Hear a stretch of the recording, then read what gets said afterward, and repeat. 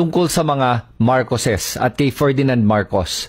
Ang kumakalat ay magaling daw siyang presidente at umunlad daw ang ating bansa at sinasabi na mayaman na daw si Marcos bago siya naging presidente. So unahin natin yung sinasabi nila na umunlad daw ang Pilipinas noong panahon ni Marcos. Okay, bibigyan ko po kayo ng 3 metrics kung ang isang bansa ay umuunlad o naghihirap. Start tayo with the first one.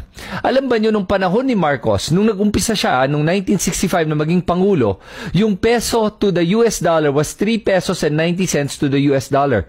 Etong metric po na to ay importante kasi ang US dollar is the world reserve currency. So, ibig sabihin, kailangan po yung value ng currency ng bansa natin ay dapat hindi masyadong gumagalaw versus the US dollar. Sige, 1965 yun ha. Alam ba nyo that by 1986, the peso to the US dollar was 21 pesos to the US dollar. Nag-umpisa siya ng 3.9 pesos to the US dollar na naging 21 pesos to the US dollar. That's an over 80% decline sa value ng pera natin. Ang problema niyan ay kaya tayo nagkaroon ng inflation. Tumaas po ang presyo ng mga bilihin.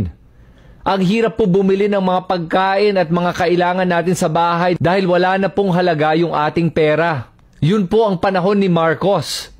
Pangalawa, alam ba nyo, ang poverty rate ko, ilan sa ating mga mamamayan ang naghihirap nung panahon ni Marcos was over 50%. O by some estimate, sabihin na natin 44% at the lowest estimate. Ang laki nun. Ibig sabihin, kalahati ng ating mga mamamayan ay naghihirap nung panahon ni Marcos. Isa pa, nung 1965, bago naging presidente si Marcos, ang utang ng Pilipinas sa iba't ibang bansa ay $600 million lang. Alam ba nyo that by 1986, ang utang ng Pilipinas ay umabot ng $26 billion. From $600 million, naging $26 billion ang utang ng Pilipinas. That's a 4,300% increase sa utang natin sa ibang bansa.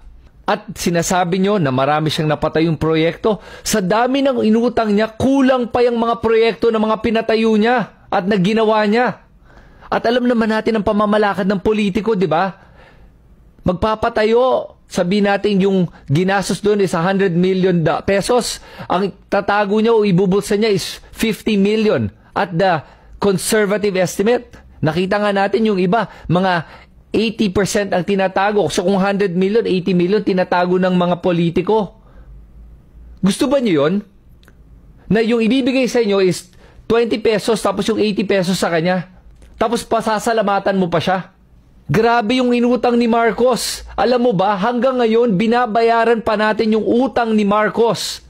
At saan nagpunta yung perang yon? Dahil hindi po yung pumunta sa proyekto. Dahil from 1965 to 1986, hindi po ganyang kamahal pa ang pagpapatayo ng mga projects at pagpapagawa ng mga projects. Kahit sa panahon ngayon, malaki ang $26 billion. E paano pa nung panahon ng 1986 at 1965, yung mga panahon na yon? Yung mga dekadang yun. Malaki po yun. At dahil po sa sobrang laki ng inutang ni Marcos at binaon ang buong Pilipinas sa utang at bumagsak ang halaga ng Philippine peso to the US dollar, we had the worst recession sa buong history ng Pilipinas. Sobrang naghirap ang Pilipinas by 1984 and 1985. Yang po mga sinasabi ko ay based on facts. Kaya po, kalahati ng mga Pilipino ay naghihirap. Kaya po hanggang ngayon binabayaran pa nating lahat ang utang ng mga Marcos. Habang kayo po na sumusuporta sa kanya ay naghihirap. Nag-iisip kung paano nyo babayaran yung mga pang-araw-araw nyo at yung gastos nyo para sa pamilya nyo. Si Marcos nakatira sa Forbes Park dahil sa utang ng Pilipinas na ninakaw niya. At sabi nga ng mga ibang supporters niya, na mayaman na daw siya bago siya naging presidente. Sige po, pag-aralan po natin yung kasinungalingan na yan. So, ang sinasabi ng mga supporters ni Marcos ay meron na siyang $10 billion bago siya naging presidente. Alam ba po nyo, in 1966, okay, Isa lang po ang bilyonaryo sa buong mundo. Ang pangalan po niya ay Paul Getty in the United States. Ay isa po siyang oil magnate. Ang worth po niya, ang net worth niya is $1.2 billion. Mas mayaman pa si Marcos sa kanya na isang abogado sa Pilipinas? Talaga lang? Nag-iisip pa ba kayo? Alam ba po niyo, noong 1965, wala pang bilyonaryo sa Pilipinas.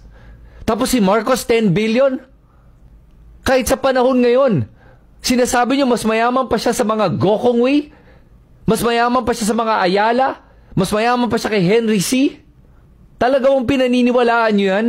At anong basihan niyo dyan? Wala! Dahil kahit nga sa buong mundo, by 1966, isa lang ang bilyonaryo, si Paul Getty with $1.2 billion.